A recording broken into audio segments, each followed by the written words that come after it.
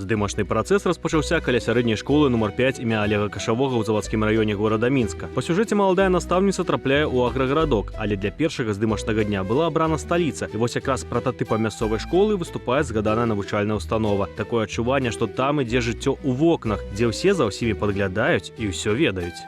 Я играю роль зауча этой школы, женщины, влюбленной в свою работу. Для нее школа, дети – это ее второй дом, поскольку она недавно потеряла мужа, детей у нее нет, и для нее это вся ее жизнь. Поэтому, когда приходит молодой специалист и начинает диктовать свои условия, там, нарушая некие правила, она вступает с ней в конфликт. Ну, это, в общем-то, обычная история до старшего поколения и младшего поколения. Здымкі фільма пачаліся з разбітай талеркі аб штатыў відэакамеры, якую падпісалі ўсе ўдзельнікі творчай каманды. А здзейсніў традыцыйны рытуал зразумелы рэжысёр Кирилл Халецкі, які паспрабуе зняць у карціне і міністра культуры Рэспублікі Беларусь. Также небольшим таким удивительным фактом для нас будет это появление в кадре Руслана Иосифовича Чернецкого. Он проходил пробы еще до своего назначения и был утвержден до назначения.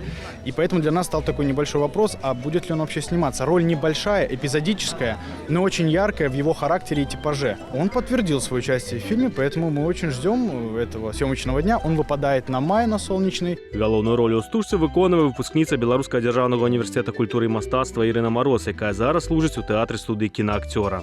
Первой мыслью было, боже, как это все пройти.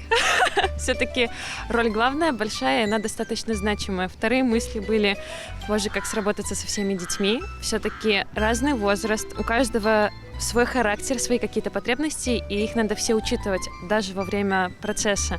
Одно дело, когда ты в камере работаешь, они выполняют задачу режиссера, а другое дело взаимодействовать с ними за кадром.